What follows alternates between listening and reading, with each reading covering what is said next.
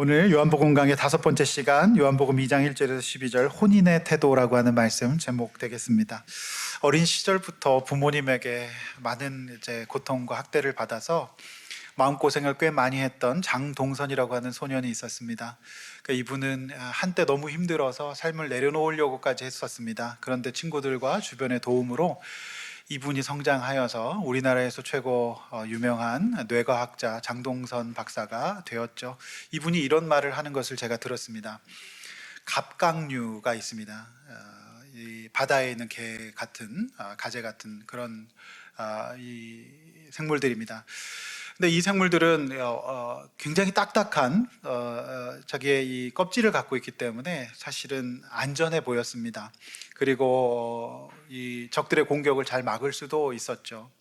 그런데 문제는 그 딱딱한 껍질이 오히려 이 갑각류의 성장을 방해하는 때가 옵니다. 그래서 이 껍질 때문에 자랄 수가 없는 겁니다. 자, 그렇게 되면 이 갑각류들은 어떤 일을 하냐면 탈피를 합니다.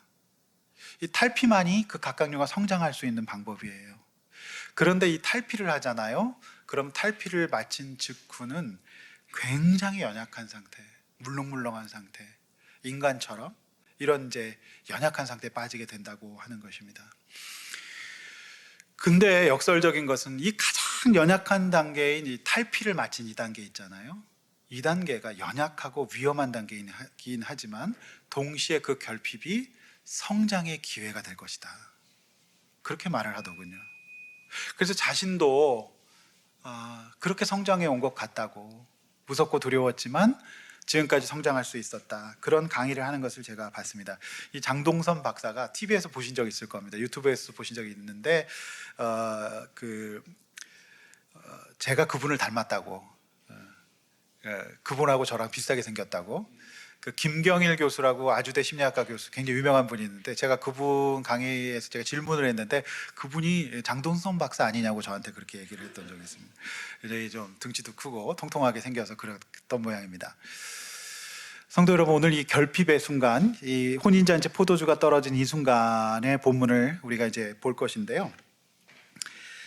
요한복음 1장에서 그 예수님은 어떤 분이신지, 왜 오셨는지, 그분이 뭘 하러 오실 분이신지에 대해서 자세하게 설명했습니다. 그래서 요한복음 1장은 요한복음의 관문입니다.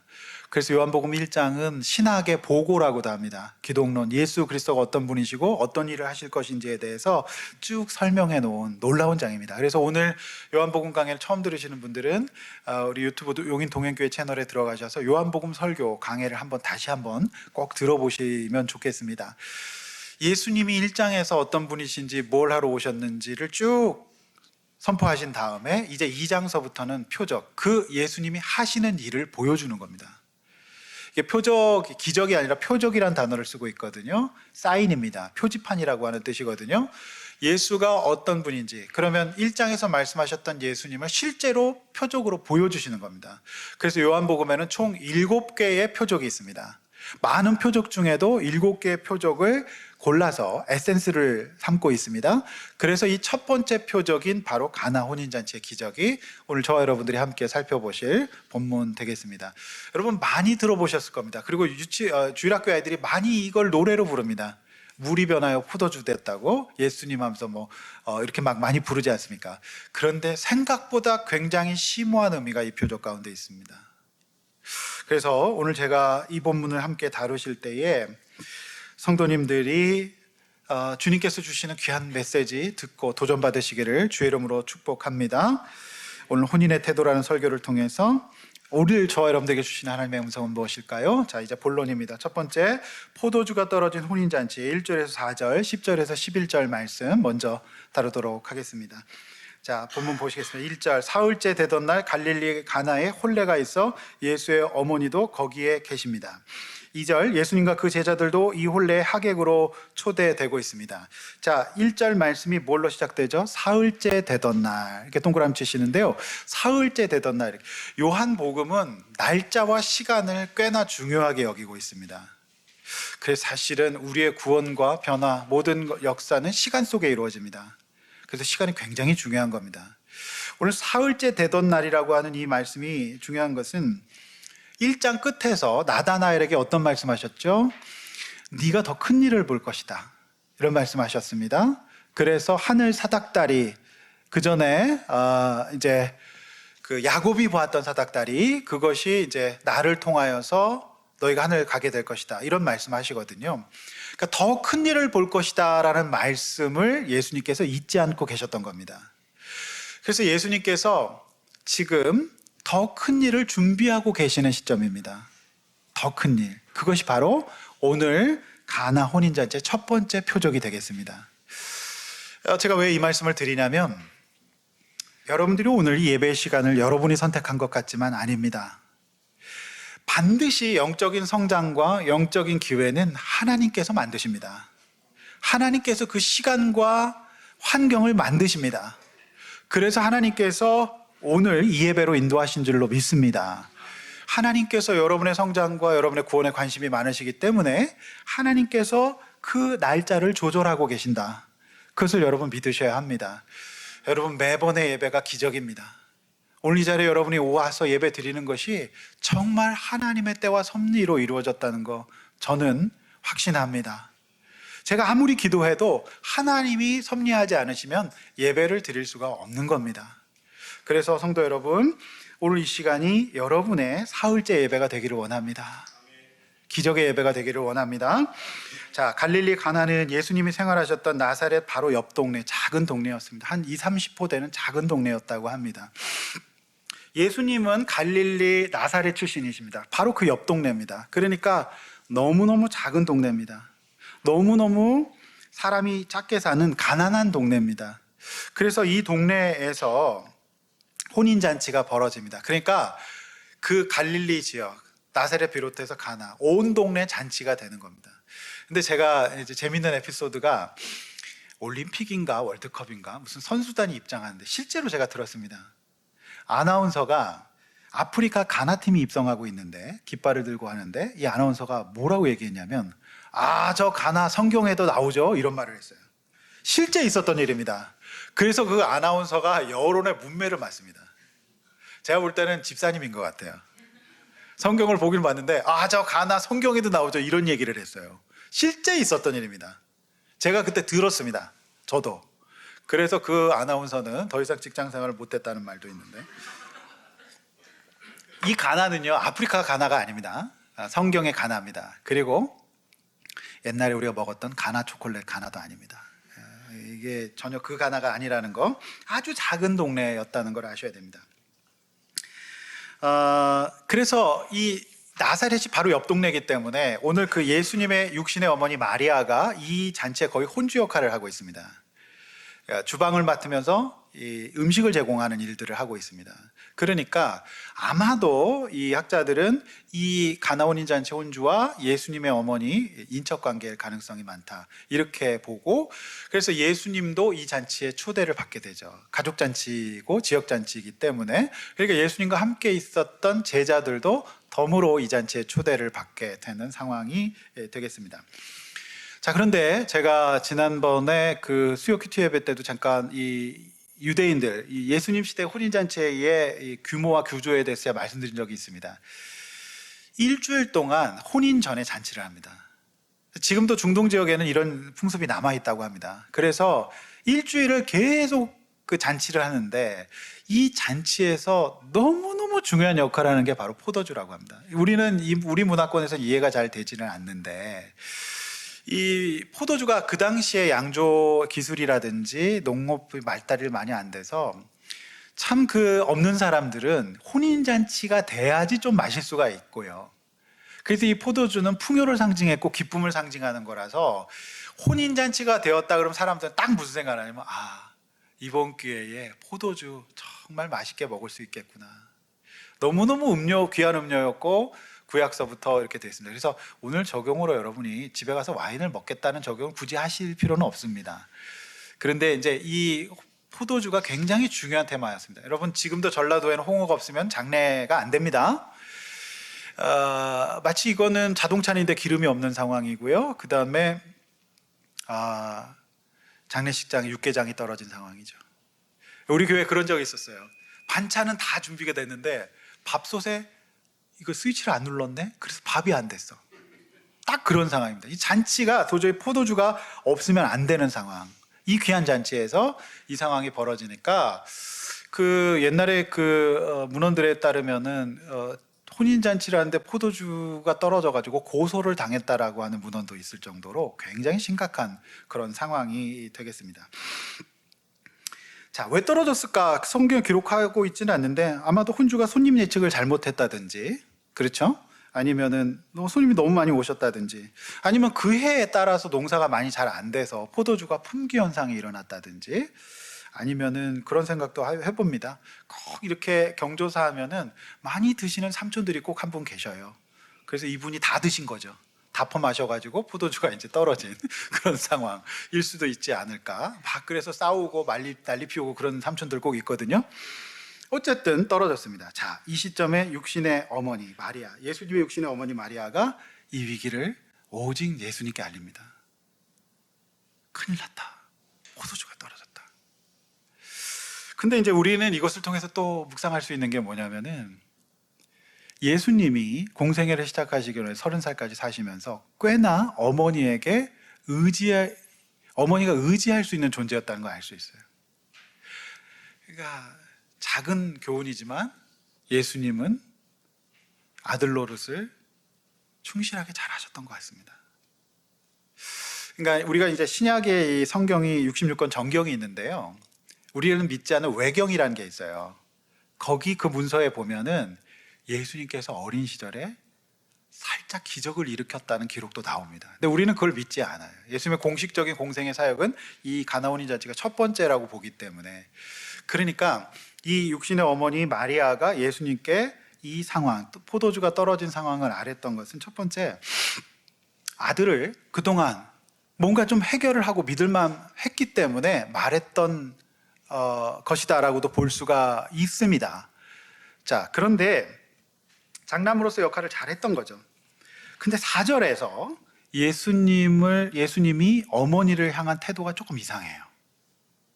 뭐라고 되어 있습니까? 네, 여자여 나와 무슨 상관이 있습니까? 이렇게 말합니다. 내 때가 아직 이르지 않았다라고 말합니다. 여러분, 보통 우리가 어머니라고 할 때는 헬라어 단어가 메테르인데요. 여기서 여자여 할 때는 귀나이라고 하는 단어를 씁니다. 근데 이제 이 귀나이라고 하는 단어를 해석자들은 아니 이것도 존칭이다, 뭐 여사님 이런 태도다 이렇게 볼 수도 있는데 저는 굳이 그렇게 보고 싶지는 않고요. 예수님이 평소 태도와는 다른 태도였던 것만은 분명해요. 그렇죠? 왜냐하면 뒤에 부분에 내 때가 아직 이르지 않았다는 말씀을 하시므로 완곡한 거절의 표현으로 보입니다. 번역을 여자여라고 했지만 여러분, 만약에 여러분의 아들이 어느 날 갑자기 여러분이 뭘 시켰는데 여자여 이런 식으로 나오면은 어떻게 했습니까? 네, 어머니 아직 때가 이르지 않았어요. 그러면 어머니는 무너질 겁니다. 하여간 이 예수님께서 왜 이렇게 좀 뭔가 공과 사를 구별하는 듯한 이런 태도를 보이셨을까? 여기에는 참 많은 이슈가 있습니다. 왜 그랬을까요? 여러분 질문을 해보십시오. 여기에는 그 주석가 바클레이라고 하는 사람이 이런 얘기를 했어요. 제가 몇 번 말씀드렸는데 이 요한복음은 아이들이 물장구 칠 수 있는 낮은 물이기도 하면서 코끼리가 수영할 수 있는 깊은 물이기도 하다. 그러니까 낮게 보면 그런가 보다 하지만 깊이 묵상하면 너무 볼 게 많은 성경인 겁니다. 여러분, 예수님께서 왜 이렇게 혼인과 포도주 이슈에 대해서 신중한 태도를 보이셨을까? 이유가 있습니다. 예수님의 어머니 마리아는 혼인과 포도주라고 하는 이슈에 대해서 예수님만큼 심각하게 생각 안 하셨던 것 같아요. 단지 혼주를 돕는 혼주의 역할을 감당하고 있는 상황에서 이 잔치가 망하면 안 되기 때문에, 살려내야 되기 때문에 조용히 예수님께 부탁을 드렸던 겁니다. 예수님께서 어떤 역할을 해주실 것이라고 믿었을지도 모르고 그냥 아들로서 상의했을지도 모릅니다. 그런데 문제는 예수님이 이렇게 이 이슈에 대해서 굉장히 신중하고 굉장히 주의 깊게 대하시는 이유는 뜻이 있다라고 하는 겁니다. 자, 그래서 혼례, 혼인과 포도주라고 하는 두 가지 이슈에 대한 기록, 말씀 이사야, 호세아, 마태복음, 사도행전 두 절씩 되어 있는데요. 앞에 화면과 주보 보시면서 함께 쭉 읽어보시겠습니다. 시작. 이는 너를 지으신 이가 내 남편이시라. 그의 이름은 만군의 여호와이시며 내 구속자는 이스라엘의 거룩한 이시라. 그는 온 땅의 하나님이라 일컬음을 받으실 것이라. 여호와께서 처음 호세아에게 말씀하실 때 여호와께서 호세아에게 이르시되 너는 가서 음란한 여자를 맞이하여 음란한 자식들을 낳으라. 이 나라가 여호와를 떠나 크게 음란함이니라 하시니 또 잔을 가지사 감사기도 하시고 그들에게 주시며 이르시되 너희가 다 이것을 마시라. 이것은 죄 사함을 얻게 하려고 많은 사람을 위하여 흘리는 바 나의 피 곧 언약의 피니라. 다 놀라며 당황하여 서로 이르되 이 어찌 된 일이냐 하며 또 어떤 이들은 조롱하여 이르되 그들이 새 술에 취하였다 하더라. 아멘. 네. 자, 이사야서, 호세아서는 혼인에 대한 하나님의 마음입니다. 그런데 이 예수님의 첫 번째 표적이 가나 혼인잔치인데 거기에 포도주가 떨어졌다는 것은 예수님 입장에서는 굉장히 상징적인 영적인 의미가 있는 거예요. 자, 혼인부터 보겠습니다. 혼인은 구약 내내 하나님께서 저와 여러분들과의 관계를 혼인 관계로 묘사하십니다. 하나님이, 예수님이 우리의 신랑이고 신부입니다. 그래서 하나님께서 우리를 창조하시고 우리를 사랑하셔서 언제나 우리와 함께 하시길 원하셨습니다. 그런데 호세아서 말씀에 나와 있듯이 이스라엘 백성은 하나님을 버리고 영적인 간음을 행합니다. 하나님 자꾸 떠나요. 집을 나가요. 하나님과 사랑하지 않습니다. 자꾸 우상을 사랑합니다.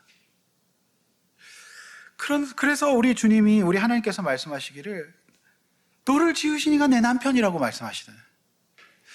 우리가 신앙생활을 한다는 것은 하나님의 신랑 신부가, 예수님의 신랑 신부가 되는 겁니다. 그분을 사랑하고 그분과 함께하고 그분과 동행하는 겁니다. 혼인생활입니다. 그런데 이스라엘 백성들은 구약 내내, 창세 이후, 원죄 이후에 내내 최악의 결혼생활을 했어요. 끊임없이 하나님을 버렸습니다. 여러분 생각해 보십시오. 우리는 행복한 결혼생활을 꿈꿉니다. 근데 이 세상에서 수천 년 동안 창세 이후에 가장 불행한 결혼생활을 하신 분이 우리 하나님이십니다.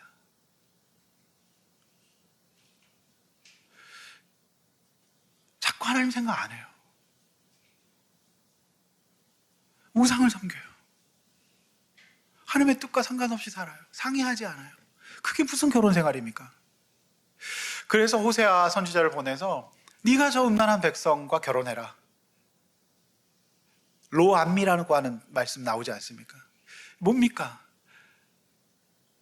호세아를 통해서 내가 너희들을 포기할 수 없다. 다시 돌아와라. 내가 너와 함께하고 싶다. 내가 너를 사랑한다. 우리 다시 하나님 앞에서 혼인생활을 회복하지 않겠니라고 도전하시는 거죠. 그래서 여러분, 이스라엘 백성은 지금 사실상 하나님과의 혼인관계가 파탄났습니다. 말도 안 되는 율법으로, 구약의 제사장 제도로. 그러니까 오늘 이 손을 씻는 물 항아리가 나오지 않습니까? 율법의 제도가 아무런 혼인잔치에 도움이 안 된다는, 즉 율법이 아니라 예수님이 필요하다는 사실을 보여주는 사건인 것이죠. 두 번째, 포도주는 뭡니까? 여러분 성경 읽으셨듯이 예수님께서는 포도주를 드시고 내가 흘리는 언약의 피라고 말씀하셨어요. 포도주는 예수님의 피를 상징합니다. 그런데 이 혼인잔치에 포도주가 떨어졌습니다. 용서받을 곳이 없어요.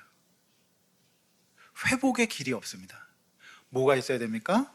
포도주, 즉 예수 그리스도의 피가 있어야 됩니다.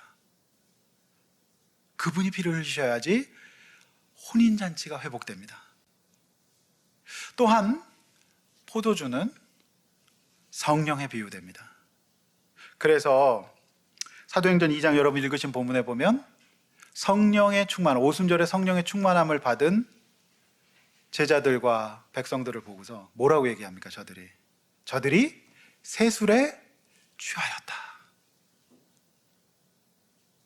그러니까 하나님 나라 복음에 있어서 혼인과 포도주는 완전히 상징인 거예요. 너무 깊은 의미가 있는 겁니다. 그런데 이 혼인 잔치가 돼서 사실 혼인의 형식을 갖췄지만 거기에 하나님과의 관계가 없고, 그리고 포도주 즉 성령님이 안 계십니다. 예수님이 안 계십니다. 그러니 이 잔치는 반드시 결핍을 맞을 수밖에 없다. 그래서 예수님께서 첫 번째 이 기적을 일으키신 이유는 내가 다시 나로 말미암아 하나님과 너희의 파탄난 혼인관계를 회복시키시고 이후에 지속적으로 세술 성령, 보혜사 성령님을 보내셔서 지속적으로 그 혼인관계를 유지할 수 있도록, 날이 갈수록 더 좋아지는 관계로, 날이 갈수록 더 충만한 관계로 만드시겠다는 표적으로서 오늘 가나 혼인잔치를 첫 번째 표적으로 삼으신 깊은 뜻이 있다는 것입니다. 할렐루야. 성도 여러분, 우리는 누구나 행복한 혼인 생활을 꿈꿉니다. 우리 부부가 서로 사랑하고 위로하고 정말 멋진 행복한 결혼 생활을 하고 싶으세요? 옆에 있는 분들 얼굴 한번 보세요. 행복하신가 안 행복하신가? 남의 부인 남편을 한번 보세요. 어떤가 저분이.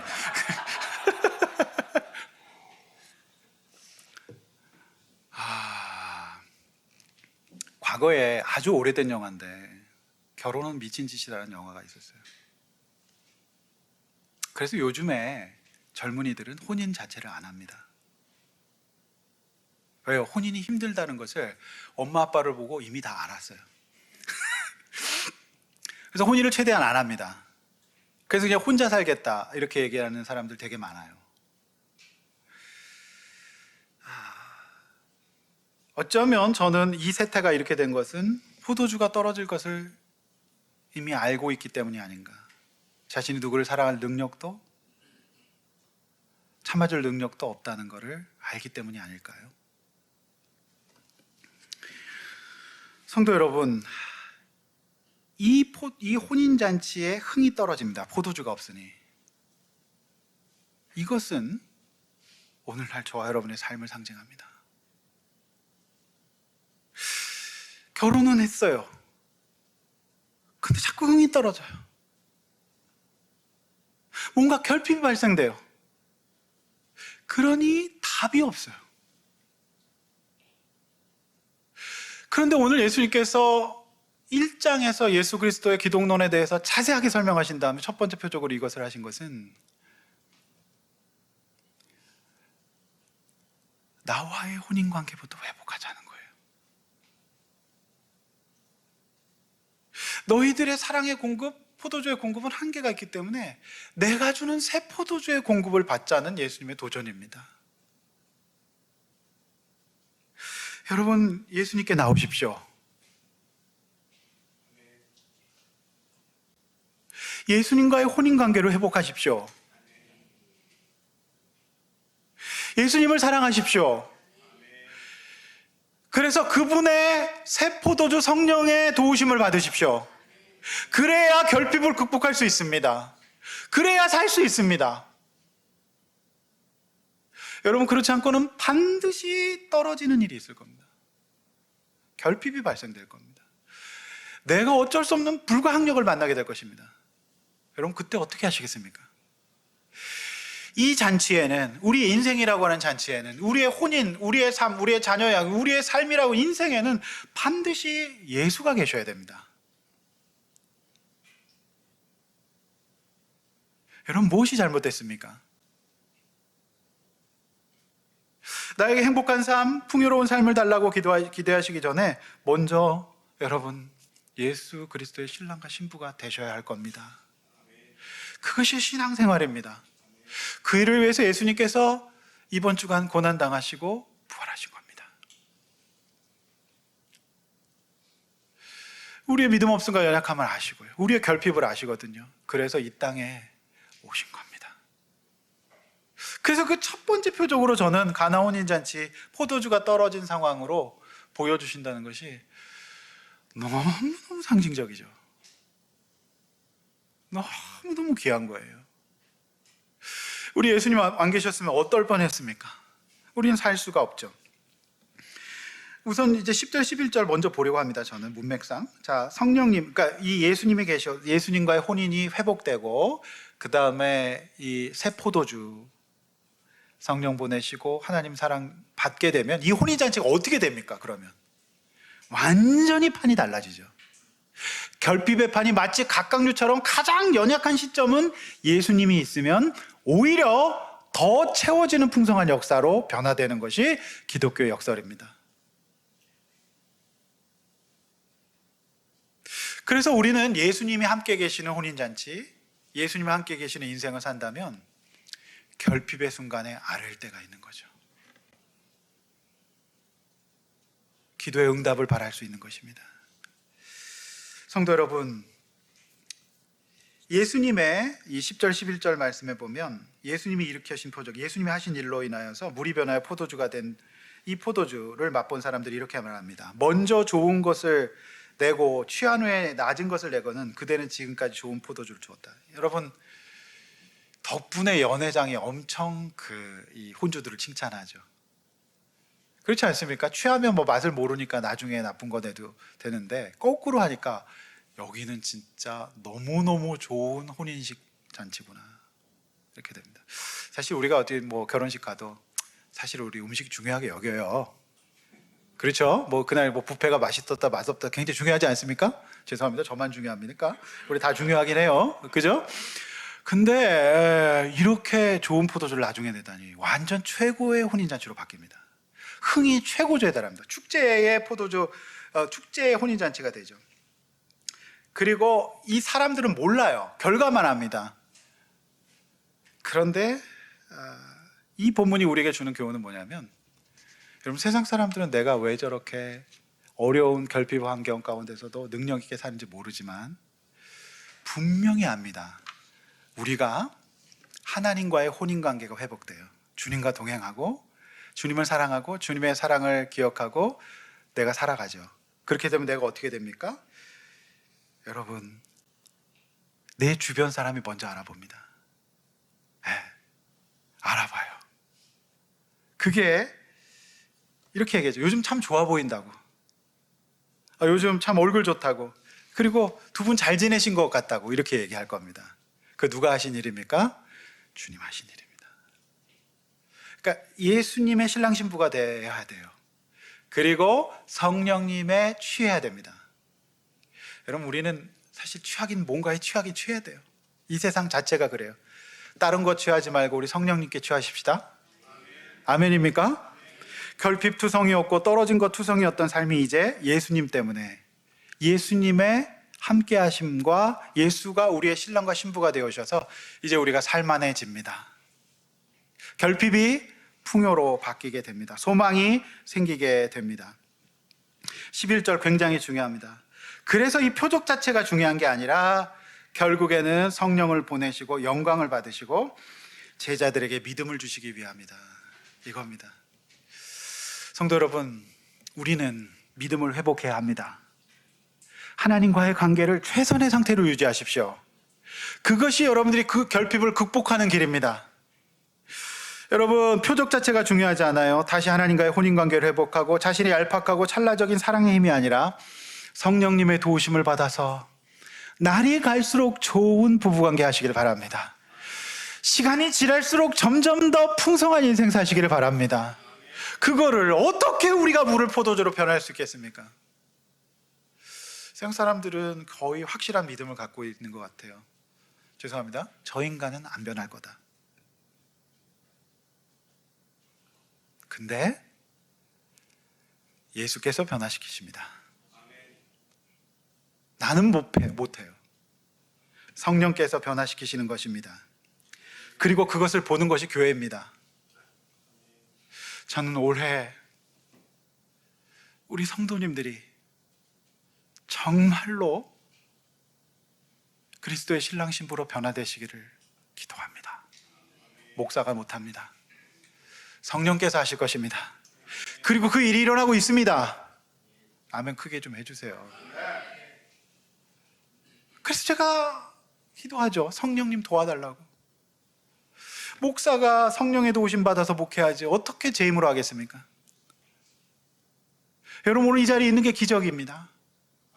한 분 한 분이 성령님의 결과라고 저는 믿습니다. 할렐루야.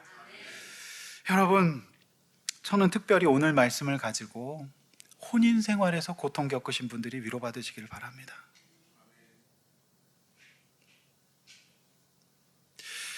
여러분, 예수님, 하나님은요, 우리와 혼인하시고 창세 이후 지금까지 수천 년 동안 최악의 혼인 생활을 하셨어요. 마음을 주지 않아요, 사람들이.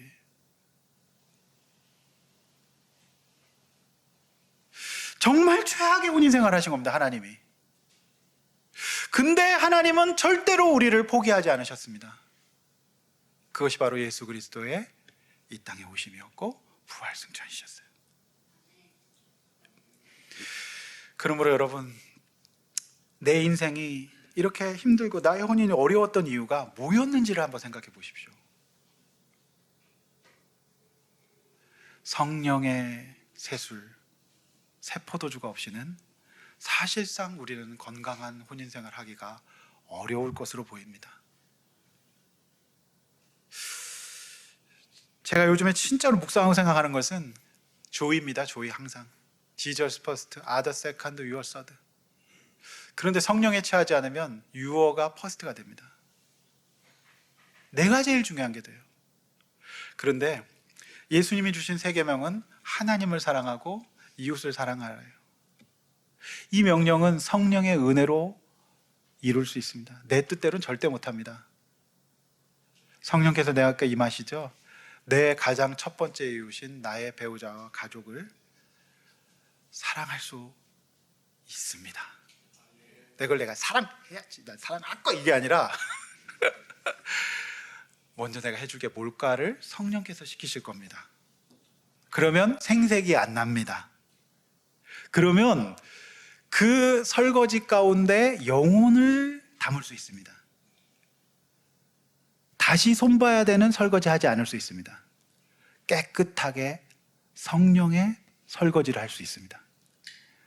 죄송합니다. 설거지를 예를 들어서 이거를 마누라가 시키니까 해야 된다 이렇게 나가면 그거는 형식적일 수밖에 없는데 이웃 사랑의 관점에서 하잖아요. 뽀득뽀득 닦게 되고요. 그 다음에 이미 설거지 해놓은 데다가 다시 올리는 만행을 저지르지 않을 수 있습니다. 싹 정리하고 깨끗하게 줄 세워서 할 수 있죠. 그게 어떻게 우리 힘으로 됩니까? 세술에 취하야만 되는 겁니다. 할렐루야. 위로받으십시오. 우리 하나님이 여러분 기다리십니다. 따라서 결핍의 환경을 극복할 수 있는 방법은 여러분이 그리스도의 신랑 신부가 되는 겁니다. 하나님의 사랑을 받으십시오. 그리스도께 나오십시오. 그분이 기다리십니다. 그래서 그 사랑 받고 결핍을 극복하십시다. 이것이 오늘 말씀의 첫 번째 도전인 것이죠.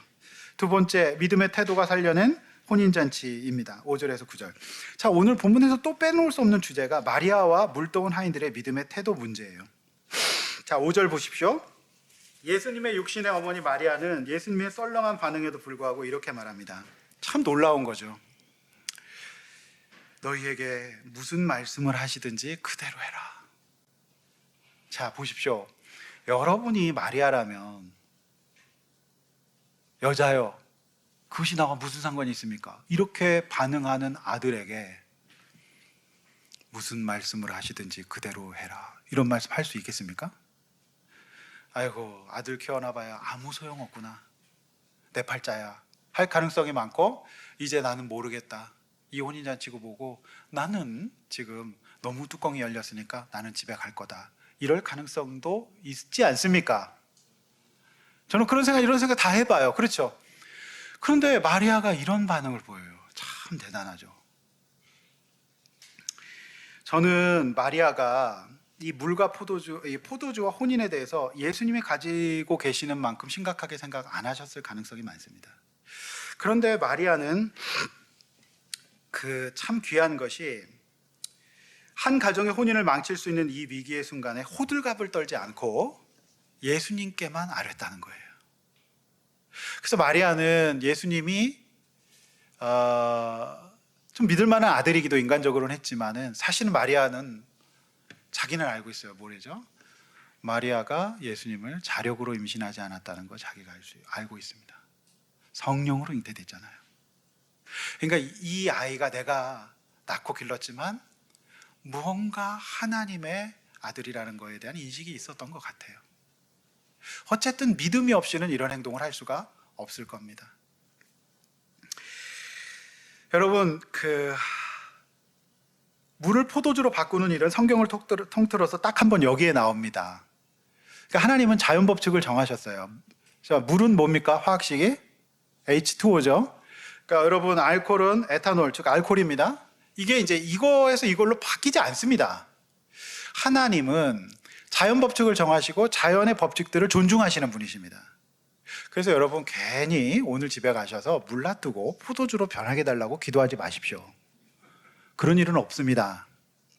이 일은 창조주이신 하나님께서 어떤 분이신지를 보여주기 위한, 그러니까 이 과학적인 논리, 이게 말이 돼? 안 믿는 사람들, 보통 중학생들이 많이 그런데 과학실에서 알코올 램프 조금 꺼본 다음에 과학을 좀 배우면 이게 말이 안 된다, 성경은 뻥이다, 이런 식으로 나가거든요. 굉장히 유치한 거죠. 이 영역은 믿음의 영역이지 과학식으로 설명할 수 있는 영역이 아닙니다. 하나님이 어떤 분이신지 1장에 설명했기 때문에 이것 자체는 아무것도 아니죠. 그리고 굉장히 상징적인 일이었기 때문에 예수님께서 이 일을 하시는 것으로 문제가 될 일이 전혀 없죠. 여러분, 마리아는 예수님의 이런 썰렁한 입장에서도 흔들리지 않는 좋은 믿음의 태도, 즉 어떤 말씀을 하시든지 그대로 하라라고 했어요. 근데 저는 더 놀라운 태도는 물떠온 하인의 태도라고 봐요. 여러분, 이 마리아는 예수님을 성령으로 잉태해서 기르기까지 했었죠. 근데 물떠온 하인들은 그야말로 그날 일당 고용된 분들입니다. 그런데 생각해 보십시오. 물입니다. 그런데 마리아의 어머니가 떠다 주라고 했을 때 그 물을 아구까지 부었습니다. 물독에다가. 자, 그랬는데 보십시오. 만약에 제가 볼 때는 이것도 해석이 참 분분한데, 물독에서 이제 그 연회장에 가져줄 때 어떨 때 물이 포도주로 변했냐에 대한 해석도 분분해요. 어떤 분은 가져다 주는 중간에 변했다, 어떤 분은 마실 때 변했다, 뭐 이런 뭐 여러 가지 해석이 있는데 그건 중요하지 않아요. 문제는 뭐냐면 이 돌 항아리에다 물을 아구까지 불 때까지는 물이었던 것 같아요. 근데 여러분 생각해 보십시오. 이 항아리를 지고 여러분 같으면 가겠습니까? 일당이 날아갈지도 몰라요. 고용이 해지될지도 모릅니다. 장난해? 포도주 달랬지 왜 물 줬어? 이렇게 얘기할 수도 있지 않습니까? 그런데 사실상 깊은 믿음은 없어요. 그런데 그 혼주가 너무 진지하게 얘기를 하는 거예요. 무슨 말씀을 하시든지 그대로 해주세요. 막 눈물 글썽거리면서 아마 이렇게 정말 진지하게 얘기했던 것 같아요. 그랬더니 이 하인들은 그대로 했고, 그대로 했더니 더 좋은 포도주가 나와서 사람들은 어떻게 이렇게 좋은 포도주가 나왔니 흥분만 하고 있는데, 믿음의 좋은 태도를 유지했던 하인들은 알더라라고 기록하고 있는 겁니다. 할렐루야. 성도 여러분, 우리는 서운할 때가 많아요. 여러분 어떠세요? 여러분 좀 예수님께 아무리 기도해도 자꾸 때가 아니라 그러는 거. 제가 지난번에도 제가 수요일 날도 설교했었는데, 정말 우리가 듣기 싫은 게, 급할 때 정말 듣기 싫은 게 뭐죠? 잠깐 있어봐. 잠깐 있어봐, 이 얘기죠. 여러분 이게 성경에 나오는 얘기입니다. 예, 잠깐 있어봐.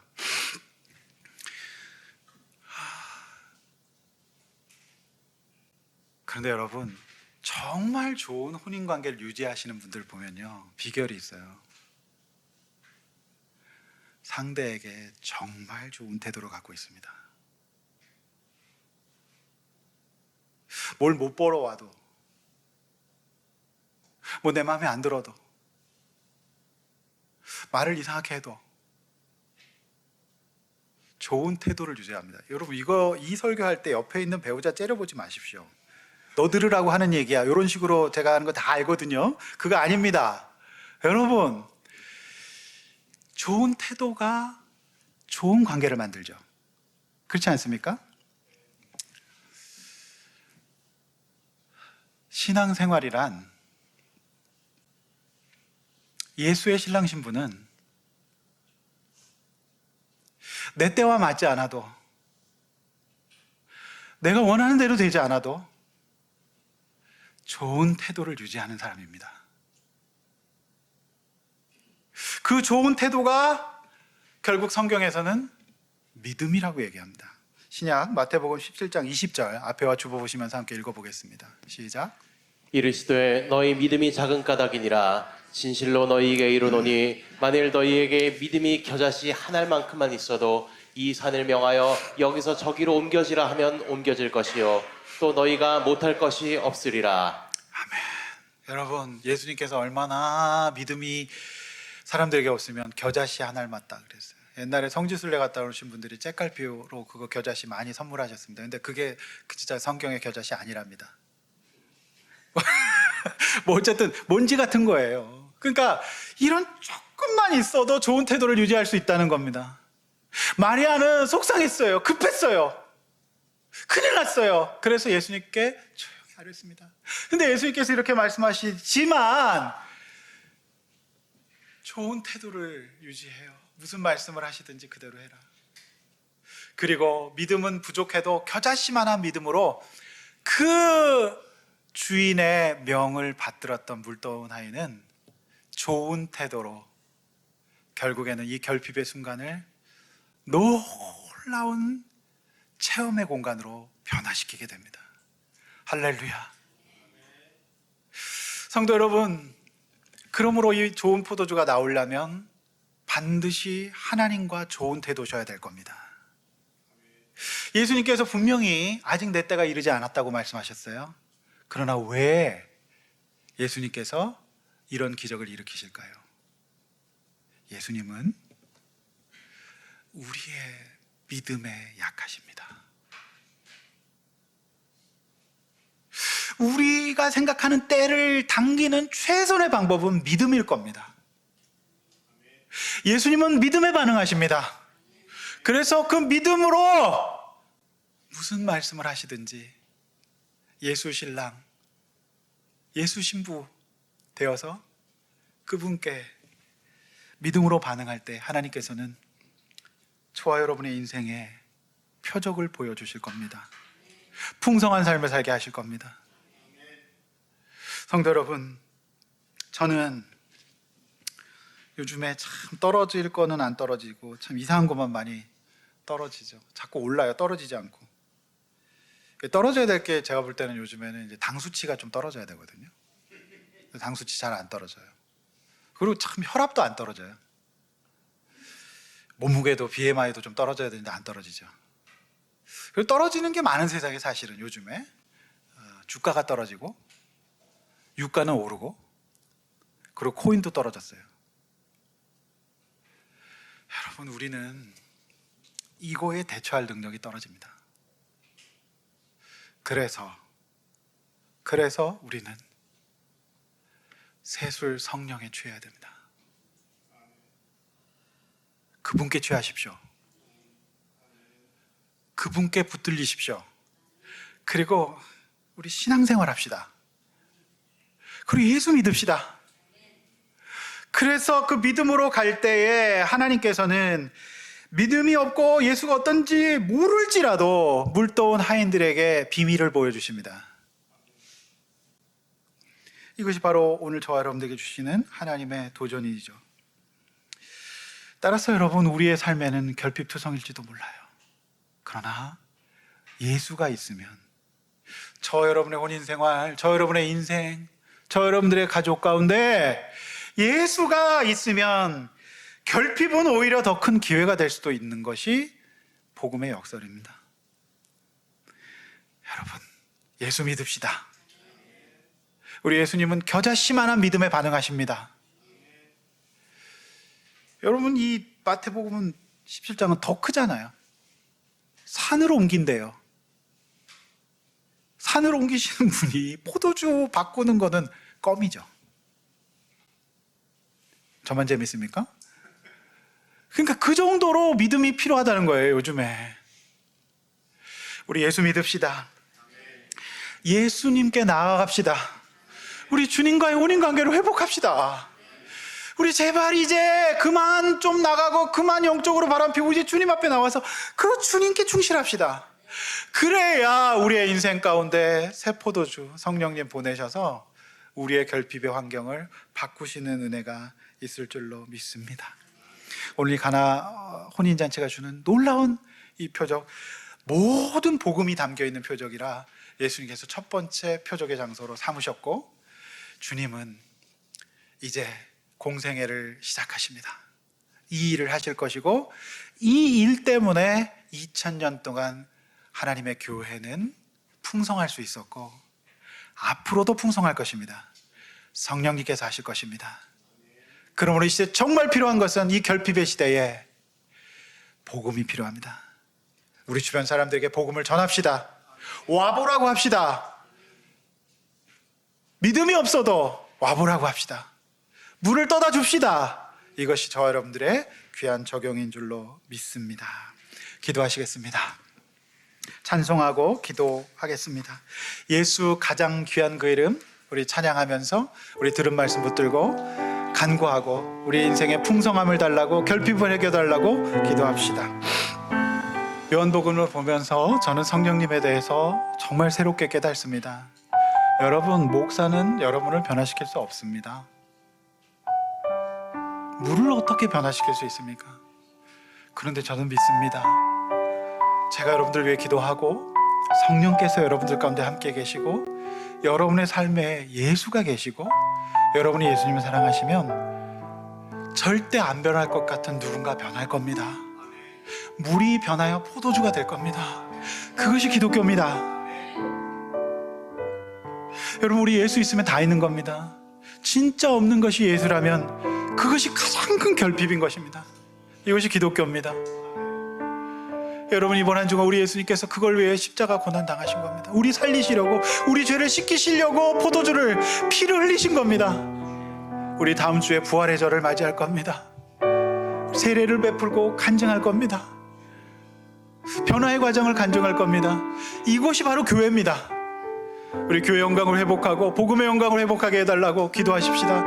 무엇보다도 여러분, 회개하셔야 됩니다. 주님, 내가 한 사람의 아내와 남편이 아니라, 아이들의 엄마 아빠가 아니라 예수 그리스도의 신랑과 신부가 되어야 합니다.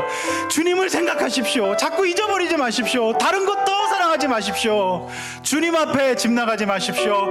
주님의 신랑과 신부가 되어서 주님과의 혼인관계를 회복할 수 있도록 기도하십시오. 그리고 하나님 아버지, 나의 결핍을 바꿔달라고, 내가 떨어진 환경이 있습니다. 주여 불쌍히 여겨달라고, 결핍